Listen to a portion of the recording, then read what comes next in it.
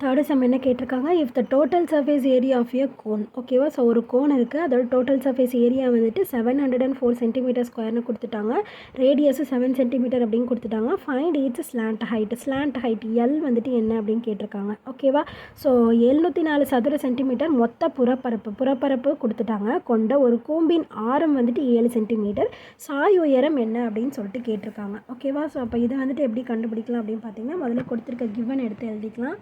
So எழுதணும் அப்படின்னா இதை நம்மளுக்கு கிடச்சிருக்கு, ஓகேவா. ஸோ இப்போ கோனு தான், ஓகேவா. இதுதான் கோனு, இதுக்கான ரேடியஸ் இந்த இடத்துல இருக்குது. ரேடியஸ் வந்து 7 சென்டிமீட்டர்னு கொடுத்துட்டாங்க. ஸோ மொத்த புறப்பரப்பு கொடுத்துட்டாங்க.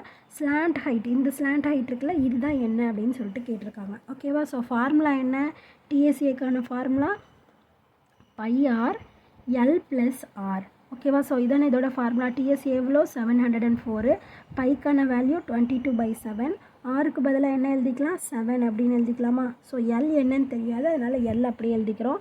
7க்கு 7 கேன்சல் பண்ணிடுறோம். 1 7 is 7, 1 7 is 7 கேன்சல் ஆகிடுது. ஸோ 22 மல்டிப்ளிகேஷனில் இருக்கா, ஈக்குவல்ட்டுக்கு இந்த பக்கம் வரப்போ டிவிஷனில் வந்துடும்.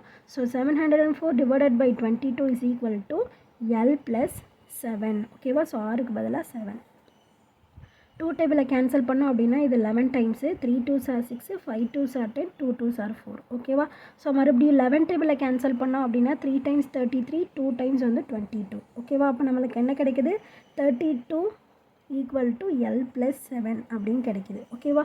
இது +7 ஈக்குவல்ட்டுக்கு இந்த பக்கம் வரப்போ என்ன ஆகிடும், -7 ஆகிடுமா. அப்போ 32ல் 7 போயிடுச்சு அப்படின்னா பேலன்ஸ் நம்மளுக்கு எவ்வளோ 25. ஸோ அப்போ l ஈக்குவல் டு 25 சென்டிமீட்டர்.